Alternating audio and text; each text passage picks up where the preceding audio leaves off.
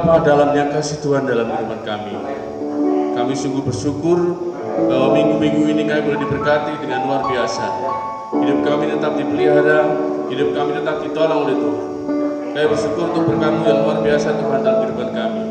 Biar hari ini kami boleh duduk diam, kami ingin mendengar firman Tuhan, dan kami ingin menikmati hadirat Tuhan. Berkati hamba-Mu Tuhan dengan segala keterbatasannya untuk menyampaikan firman-Mu, agar biar diterima dalam kehidupan kami. Di dalam nama Tuhan Yesus Kristus kami berdoa dan mengucap syukur. Haleluya, amin.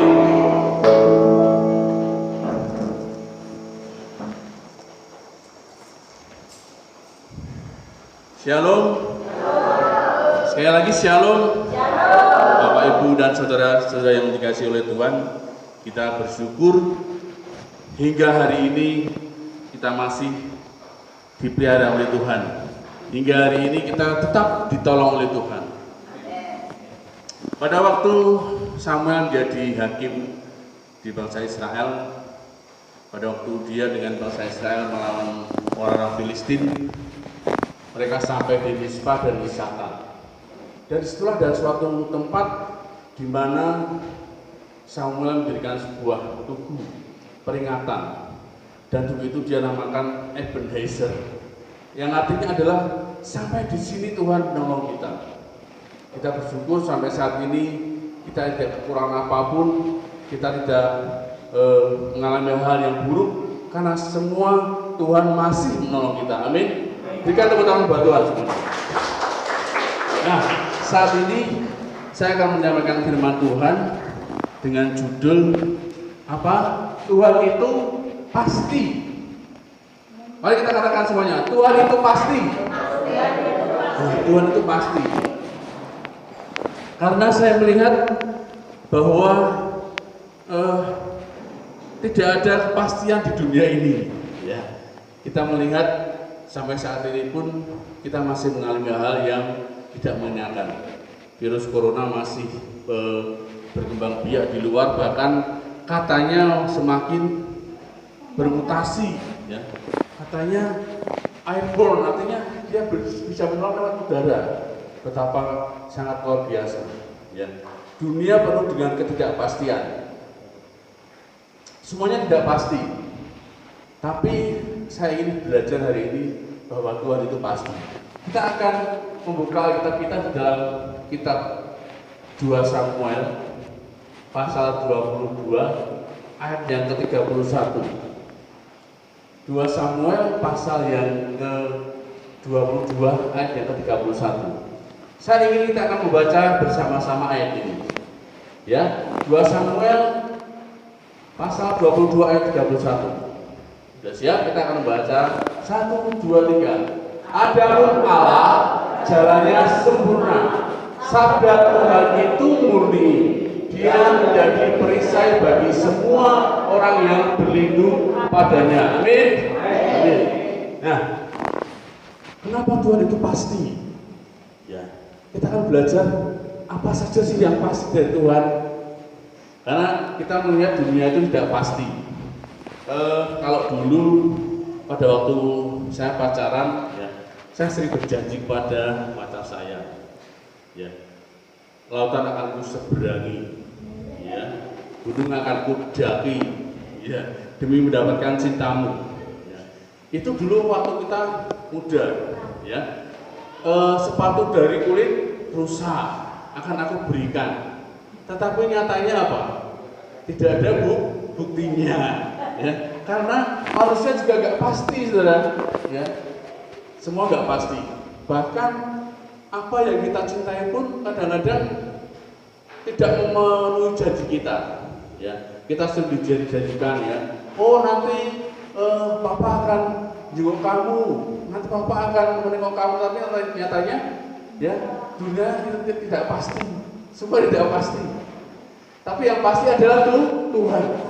Tuhan itu sempurna, Allah itu sempurna, jalannya sempurna.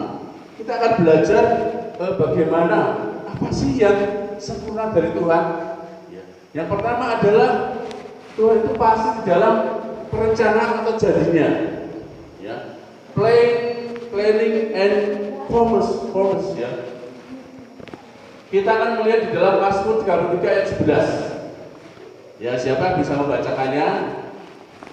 Mazmur 33 ayat yang ke-11. Saya minta ada yang bisa membaca. Mazmur 33 ayat yang ke-11.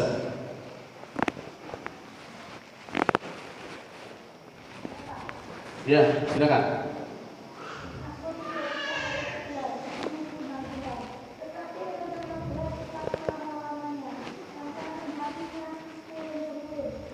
Ya, tetapi rencana Tuhan itu tetap selamanya. Rencana Tuhan itu turun-temurun. Kenapa Raja Daud bisa memberi atau membuat mazmur seperti ini? Karena dia merasakan bahwa rencana Tuhan itu pasti. Janjinya turun-temurun. Kita melihat dari semua keturunan Raja Daud, ya, mereka semua diberkati oleh Tuhan. Raja Daud mengalami sesuatu hal yang luar biasa. Raja Daud mengalami hal yang luar biasa, ya, karena Tuhan. Dan Raja Daud dan keturunannya dipelihara oleh Tuhan.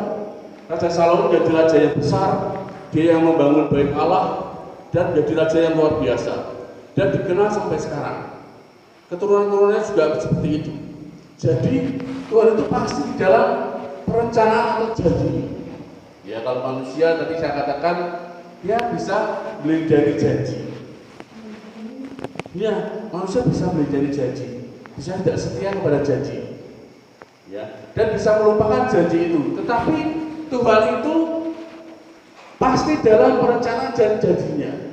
Tadi kita sudah memuji Tuhan, apa lagunya? Janjimu seperti fajar pagi hari yang tak pernah terlambat bersinar. Nah, coba kalau fajar itu lambat bersinar, ya, kita nggak bisa merasakan semangat pagi. Kita nggak bisa berjemur. Kalau pagi hari kadang kita berjemur, kita menantikan fajar datang itu kalau mendung gimana rasanya? Nggak enak. Nah, janji Tuhan itu seperti fajar. Dia terus setia. Tuhan itu setia dan dia sangat pasti dalam janji itu. Ya, Tuhan itu sangat setia dalam janjinya. Coba, kalau Tuhan tidak setia dalam janjinya, apakah kita bisa diselamatkan?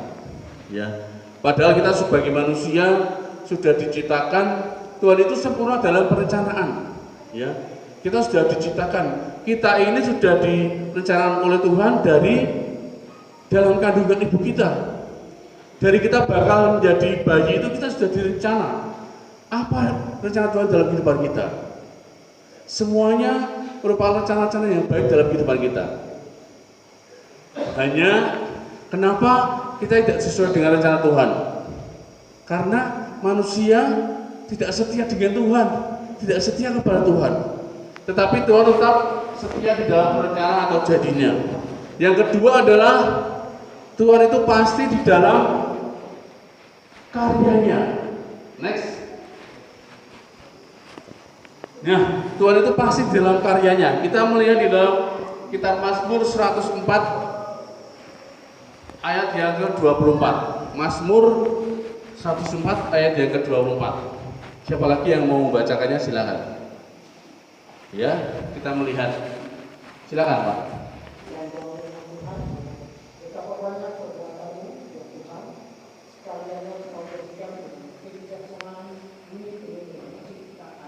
Amin. Tuhan itu sempurna atau Tuhan itu pasti di dalam karyanya. Tuhan merencanakan kita menciptakan langit dan bumi itu sempurna. Dikatakan di dalam setiap penciptaan Tuhan dalam kejadian itu Tuhan melihat semuanya itu baik.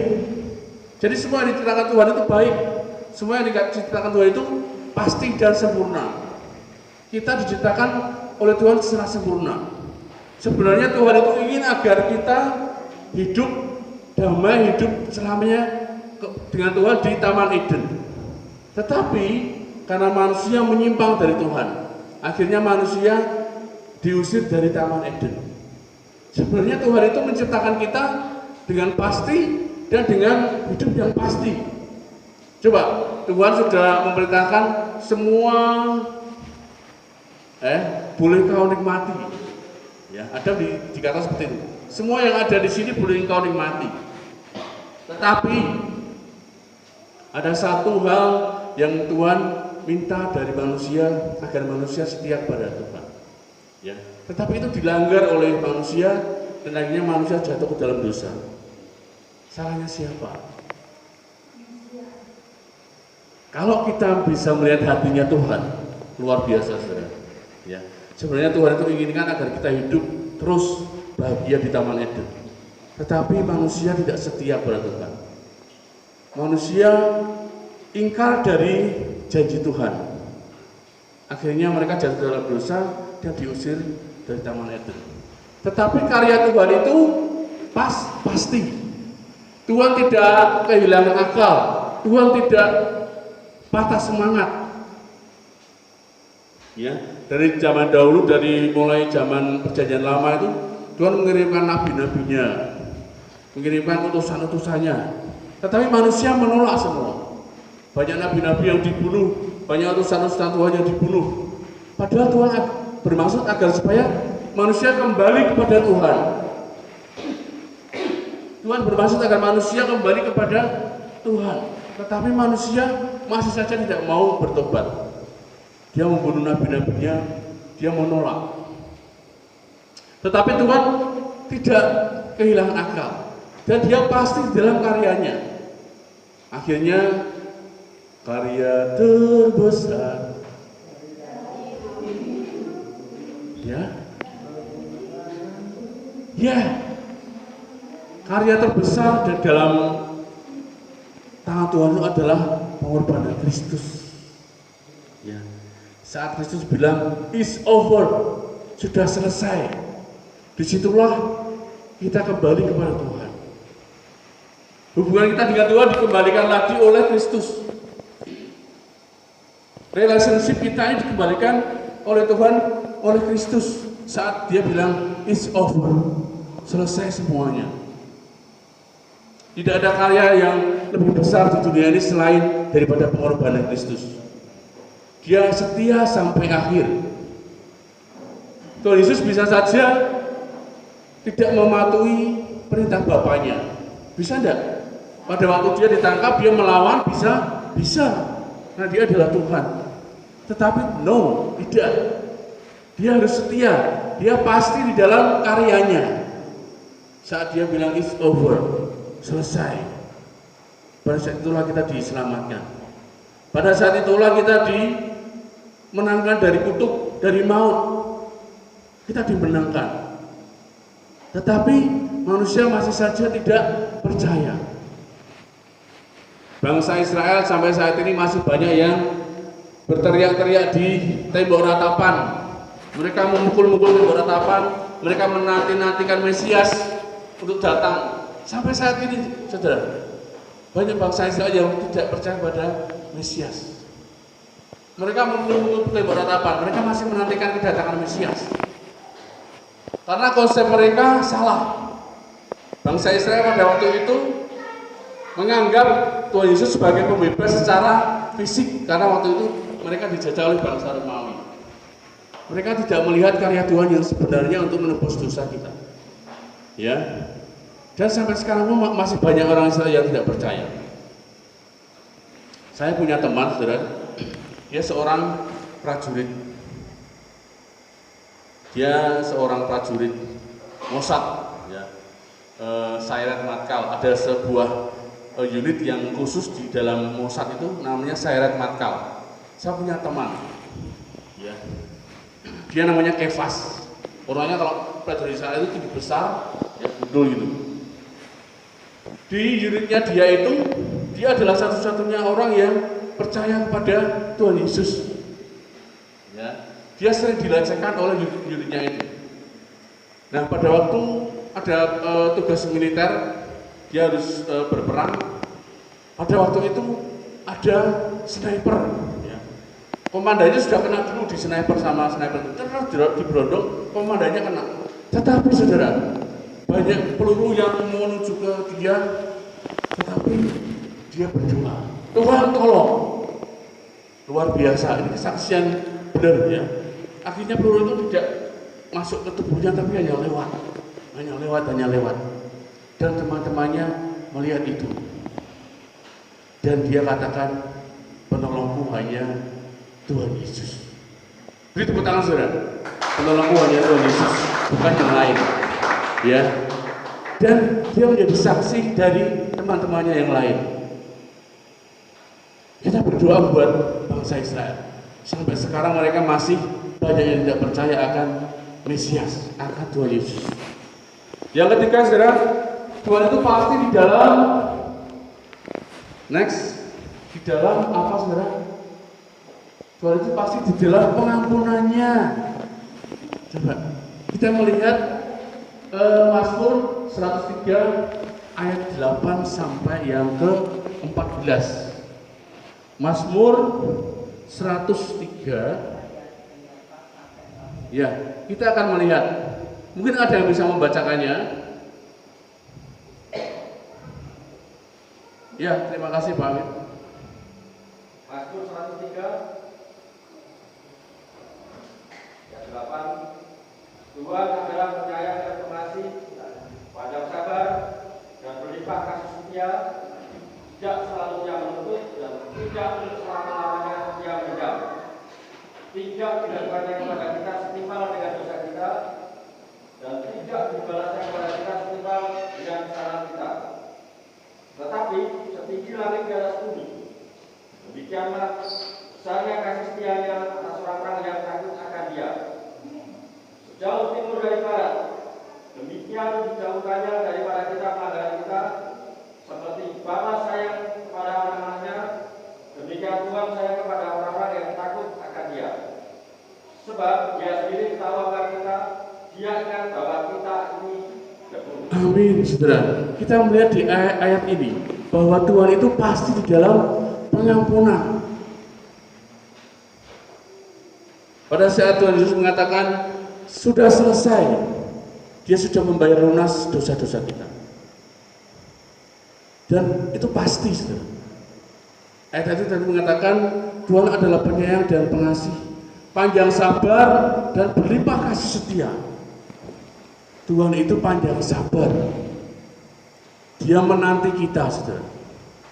Di dalam kitab Wahyu pasal 3 ayat yang 20 dikatakan oleh Rasul Yohanes, lihat, Dia berdiri di depan pintu dan mengetok-ngetok.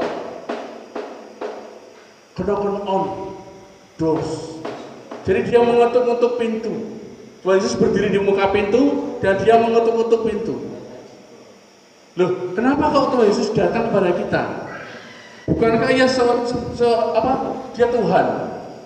Kalau Dia bisa mengampuni kita, ya kita diampuni aja gitu Pak. Gimana Pak? Saya ada teman yang bilang seperti itu. Kan Yesus Tuhan Pak. Yesus tidak perlu meminta izin kepada kita. Ya, Dia Maha Kuasa. Dia bisa saja langsung mengampuni dosa kita Pak. Dia nggak perlu minta izin kepada kita.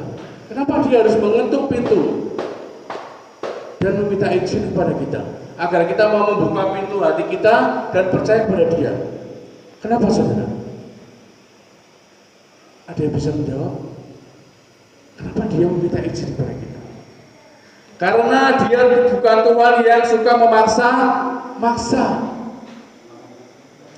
Dia adalah Tuhan yang menuntut kerelaan kita. Dia adalah Tuhan yang menuntut kita sendiri yang membuka pintu buat Dia. Ya, kalau selama ini kita sebagai orang Kristen mungkin dari kecil saya Kristen Pak, dari kecil saya sudah percaya Tuhan Yesus. Tetapi apakah kita benar-benar percaya pada Tuhan Yesus, menjadikan Dia sebagai Tuhan Juru Selamat kita, dan kita mau membuka pintu hati kita? Pasti ada bagian dalam hati kita yang tidak disentuh oleh Tuhan Yesus. Ya, mungkin saat ini kita adalah orang yang hebat. Mungkin saat ini kita adalah orang yang kaya dengan kesombongan-kesombongan kita, dengan kehebatan-kehebatan kita. Pak, saya punya ternak banyak, saya punya rumah yang banyak. Tetapi apakah seluruh hati kita ini sudah didiami oleh Tuhan Yesus? Lihat, pengampunannya itu pasti, saudara. Tuhan Yesus sedang menunggu kita saat ini. Apakah kita membuka pintu atau kita cuek saja? Pada waktu Tuhan Yesus berdiri di muka pintu, dia mengetuk, kita tidak mendengar suaranya, dan kita akan kehilangan keselamatan kita. Tuhan bukan seorang yang menuntut banyak dan tidak akan memaksa kita, saudara. Ya, saya ini diproses ya dengan Tuhan, dan saya harus kembali lagi kepada Tuhan. Saya harus digondol dengan tongkatnya karena perbuatan-perbuatan saya di masa lalu. Pada waktu kecil saya berjanji pada Tuhan untuk melayani Tuhan. Ya, saya maju, ada altar call itu, saya maju ke depan oleh berita, Pak, saya ingin melayani Tuhan. Tetapi dalam perjalanannya saya menjadi janji tadi, ya, dan saya dengan profesi yang lain, saya undur dari Tuhan, saya melupakan Tuhan.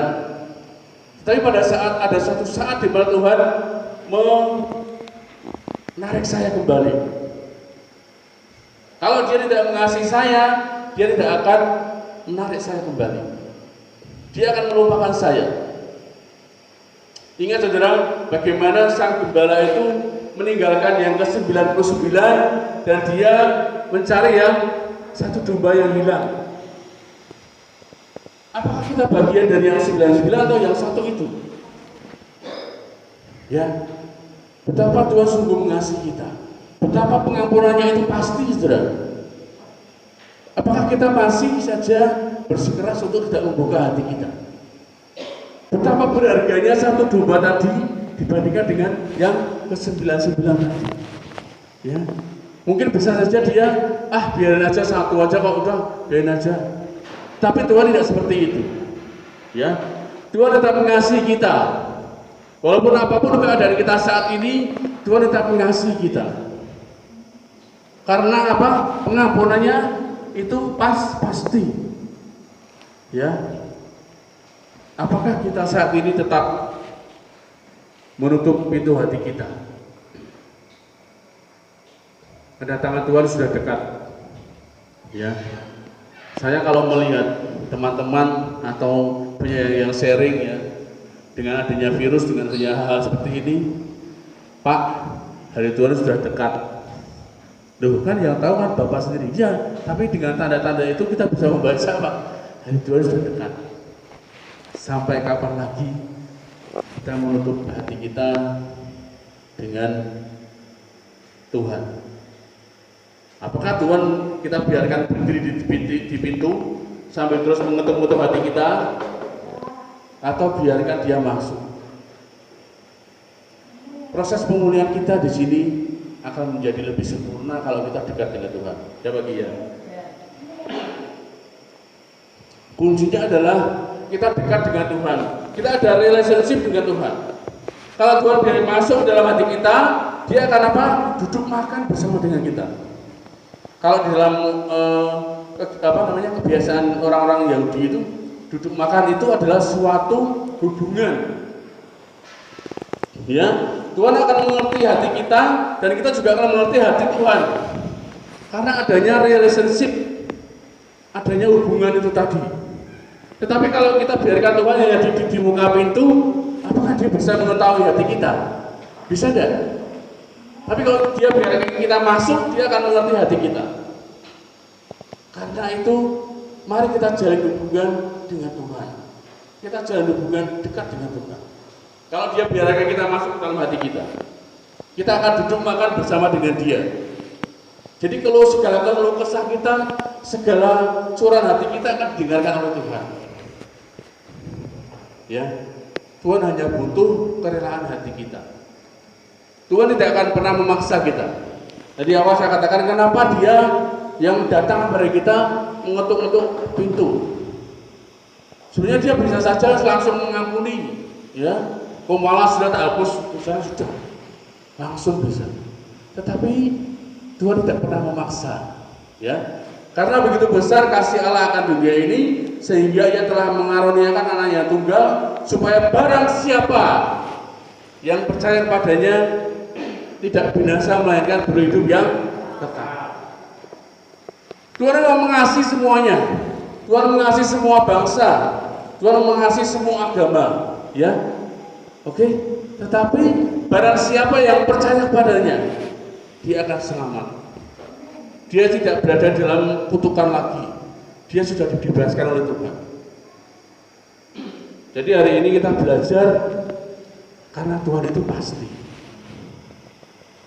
Kenapa kita harus atau kita rela, ya, dari pagi kita berdoa, kegiatan-kegiatan dengan doa-doa, dengan firman Tuhan, dengan apapun, karena apa? Karena kita tahu bahwa Tuhan itu pasti. Yang lain insya Allah, mudah-mudahan. Tapi yang Tuhan itu pasti, ya. Kadang-kadang manusia salah. Mungkin dia bisa diampuni oleh Tuhan dengan perbuatan-perbuatannya, dengan amal baiknya. Ingat, bangsa Israel, bangsa Yahudi itu, mereka dalam perjanjian lama, mereka sudah mengorbankan berbagai macam ternak, apapun mereka korbankan demi penebusan dosa. Tetapi itu tidak berguna. Yang Tuhan inginkan adalah apa? Hati kita, saudara. Yang Tuhan inginkan adalah bagaimana kita berkorban untuk kita mengerti korban Kristus untuk kita. Bukan kita apapun yang kita lakukan oleh Tuhan, Tuhan itu nggak butuh apa-apa. Tuhan nggak butuh kambing, nggak butuh domba, nggak butuh apa-apa. Tuhan hanya butuh hati kita. Tuhan hanya butuh kita untuk setia. Jadi saya katakan kalau kita mengerti hati Tuhan, saudara, ya, nangis. Tuhan ingin agar supaya kita kembali kepada Dia. Ya, kita belajar hari ini karena Tuhan itu pasti. Tuhan pasti di dalam perencanaannya, taruh jadinya. Tuhan pasti dalam karyanya, dan Tuhan pasti di dalam pengampunannya.